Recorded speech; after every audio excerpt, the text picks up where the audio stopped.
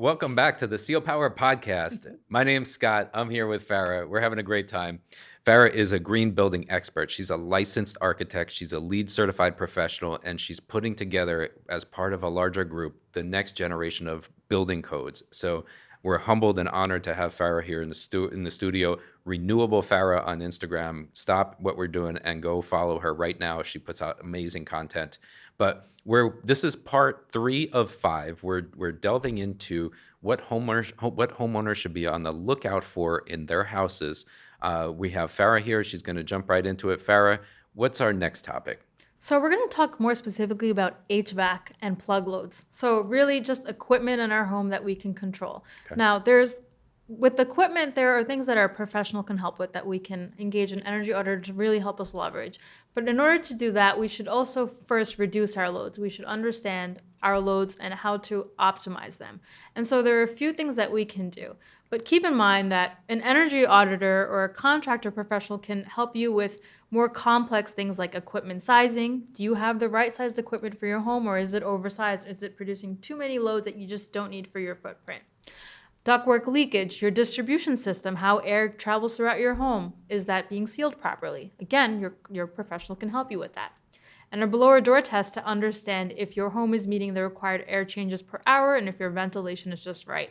Is your envelope too tight, or do you need to go ahead and get it less tight? Yeah. Do we need more ventilation, in other words? So let's take a look at how we can reduce some of our loads in the meantime. Let's take a look at passive strategies that we as homeowners can really take ownership of. So in order to really get your conditioned or heating and cooling loads down, there's a few action items you can take. First thing I always stress, take advantage of any cross ventilation. So if you've got drafts coming through your home, if you've got 2 windows that are right across from each other, you can automatically, by building science, get that air to travel throughout the home and cool it properly, right? Mm-hmm. But ceiling fans will really optimize that. That will spin your air so that it circulates properly and distributes it evenly. Okay. Then you don't even need to consume as much load as you would with turning on your air conditioning or through the wall unit. Now, does that apply in winter as well? Should I have my fan on in wintertime or just in the summer?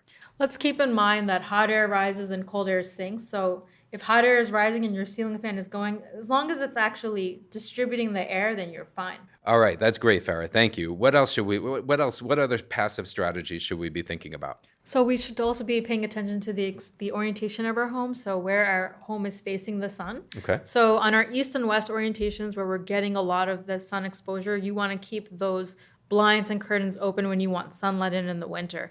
Alternatively, in the summer, when you have too much heat gain, blinds and curtains might be your best friend in order to block all that extra heat and prevent excessive cooling. So pay attention to how the sun travels around your home. And if you can really maximize on your if you're living and working from home in a particular area and that's where your sun is, maybe that's where you set up shop for your work from home office, and that way you can save even more on heating and cooling loads. It's looking really at the pattern of the sun, where it percolates in your home, and adapting that to your lifestyle. It's just a great hack for understanding when you need to be running air conditioning unnecessarily or not. My bedroom faces east, so every morning when I wake up in the wintertime, I pull the drapery open so that the sun can come in there, and it gives me some light in the room. It helps to warm the room, especially on some of these colder days like we're having right now. Mm-hmm. I love this hack. This is something that we do routinely in my house, and I found it to be very effective. So the next strategy that I want to dive into when optimizing your heating or cooling loads in your home is really to just remove any obstacles that might be in the way of where your air is blowing out from. So popular one is baseboard heating. I've seen so many times where furniture is just pushed up against those registers or the baseboard heating, the fin tubes, and it's really just blocking the air distribution and how that flows into your home. And that's a big no-no. And quick fix is just rearrange your furniture, make sure nothing is impeding that route of that airflow. Another thing to keep in mind is your fins for your baseboard heating. And, obviously this is a very popular heating system, so I want to revert back to it. But the fins for your baseboard heating should be fully open. If they're not, you're just losing out on opportunities to fully heat your space. And also just make sure that that fin and the coils and the piping, that whole area is just free of dust. So you can just brush it off for your heating season and make sure it's, again, free of any impediments. And I remember seeing on your Instagram channel at one point, you had a suggestion that people turn the that little piece in the middle on an angle during the wintertime so that it prevented dust and other stuff from getting inside there. I thought that was fascinating. I never knew what that was for. Yep. Actually, in the off season, if you just close that fin to prevent any dust from accumulating inside, it's going to help you. And then again, when heating season starts, just open it back up so your air can flow out. But just simple ways to understand how your system is operating can really translate into savings and help your equipment last longer too. I love that idea. I never knew what that piece was for, so I was so happy when I saw your post about that. Remember, Renewable Farah on Instagram. Great stuff. All right. Any other things that homeowners should be thinking about that are low-cost, inexpensive ways to save energy at their house? Yeah, so now that we're talking about equipment, we really need to dive into plug loads because this is a huge energy draw. It's just a huge energy suck and something we need to pay attention to. Phantom power are these standby loads that accumulate from all of our appliances and equipment in the home, and we don't realize how many watts are being consumed. So if a piece of equipment was consuming, let's say, 10 watts per hour, and that equipment is plugged in for your entire day and night, well, day and night translated over to a year, or even just a month, that's hundreds of watts that you're accumulating because, again, we're taking a look at how much equipment in your home is on a standby load.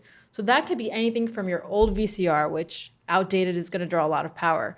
Maybe it's that second fridge that you have. That's also drawing a lot of power.